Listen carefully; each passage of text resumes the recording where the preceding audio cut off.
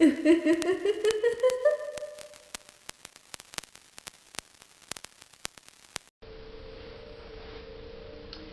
guys, welcome back.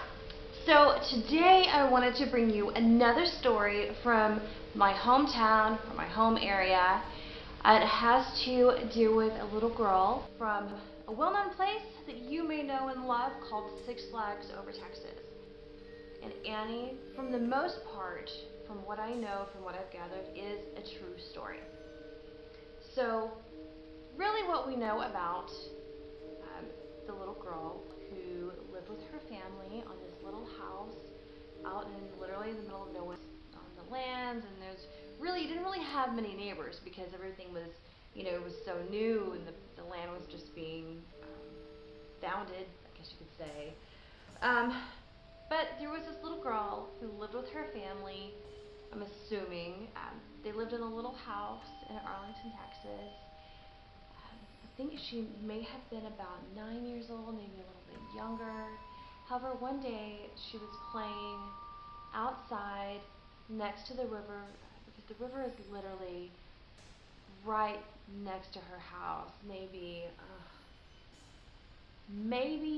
at most the length of a football field, and I think that's giving it way too much. Maybe like half of the size of the football field. Either way, the river is right next to her house.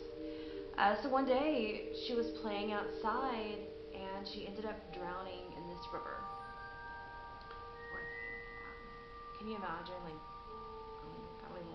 I don't even want to think about it. But so over the years, there have been so many stories that have popped up. So the house that Annie lived in, Annie's house, still resides within the middle of Six Flags over Texas. It's located in the Texas section, right next to the Texas Giant. It is an active store. They made it into a candy store. I think they sell popcorn, maybe some ice cream, and cotton candy. But it's still an active restaurant. At least the last time that I was there, it was an active restaurant. Now here's the funny thing. Throughout the years that I had been going to Six Flags, which was since I was a little girl to adulthood,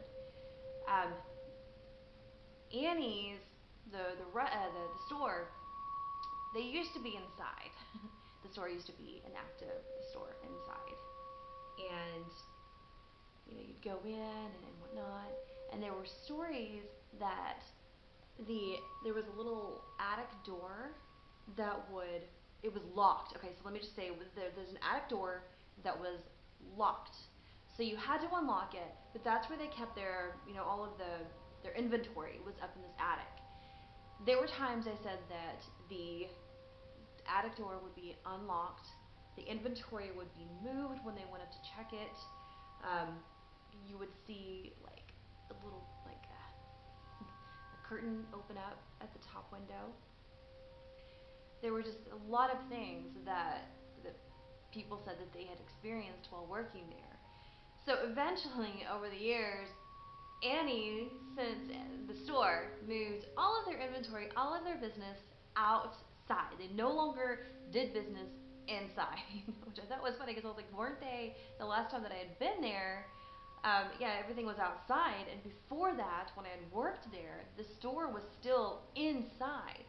So I thought it was hilarious. I was like, oh my god, all these people are getting haunted, they're getting freaked out, so they're just moving everything outside. Now, I don't know if that's the case, but I definitely know that that's the story. And they said that you can see her sometimes walking around the Texas Giants, in that little area, because that's her home, and she's probably still lost, I don't know, but it's probably pretty cool that her house is now literally in the center of this amazing theme park. So, she gets to play and smell the cotton candy and all that stuff all of the time. I think that's pretty sweet. It's almost bittersweet that she's there. So yeah, so that is the story of Annie's. I know that also when I would leave the park at night, I would always get people, because I used to work in the tower section, so there's this big orange tower in the middle of Six Flags. and we had to walk through the park to get to the exit. So I would always ask people, I'm like, let's go through the Texas section, let's go there, let's go see Annie. Sometimes I wouldn't even mention her name. I'd just be like, hey, let's go this way. Let's detour and let's go through this section as we're leaving. And I cannot tell you how many people literally just straight up said, nope, not gonna do it. I'm not going there. You can go, but I'm not going. And I was like, well, what's the fun of going by myself? I want to go with you guys. I want to have this whole interaction. Yeah, so people say they've seen her. They've interacted with her, I guess, with the movements of everything. I don't know. I think that she's playing around. She's having fun. She's a little girl. And there's all this excitement around. So, of course, with all this excitement and all this energy, you've got to have some sort of paranormal activity if there's a spirit lingering around, especially a little girl and especially a theme park. I don't know. Annie has always been near and dear to my heart because I loved Six Flags growing up. Haven't been there in so long, but one of my dreams was to perform at Six Flags Over Texas. I actually got to be a zombie there once, so it was pretty cool. But if you were ever at Six Flags, make sure to stop by and say hello to Annie. Take a picture, and let me know also down in the comments what stories you've heard about Annie. If you have any, I know that I've got a lot of people who in that area who've been to Six Flags who know about Annie. Let me know if you've ever worked in Annie's. I mean, I would love to hear your stories because I think that's amazing that resides there. So.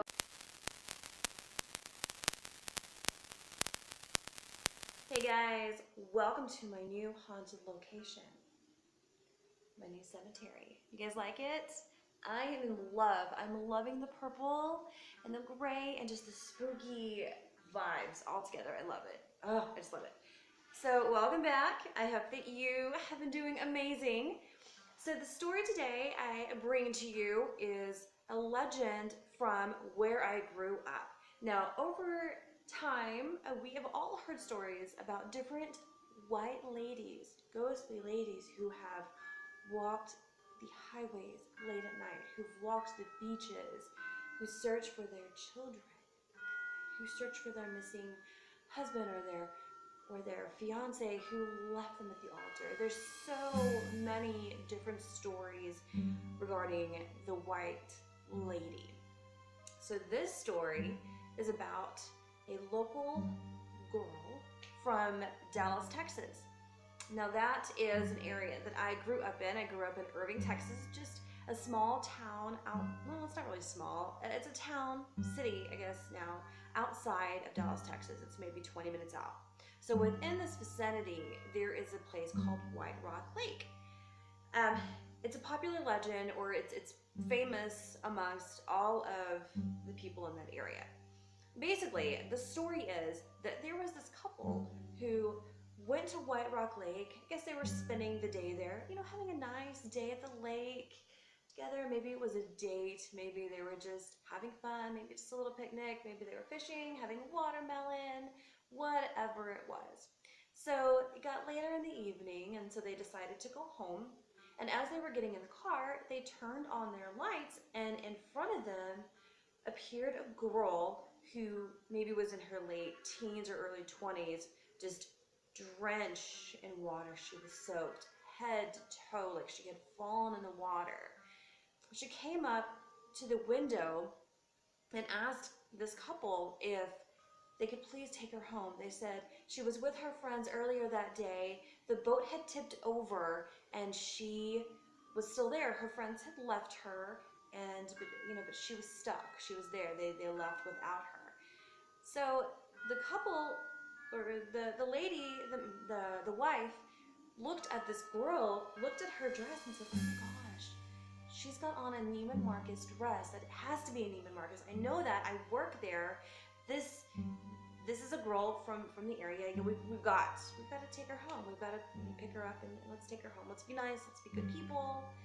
Let's take her home. And I don't know what that is that is flying next to me. You guys catching that? Okay. Anyway, so the girl girl got in the car. They're like, sure, you know, get in the car, come with us. We'll take you home where you live. The girl was so grateful. She got in the car, and of course, you know, she was drenched head to toe. So she was, you know, she got the seat all wet. And she's like, I'm so sorry, but thank you so much for helping me out.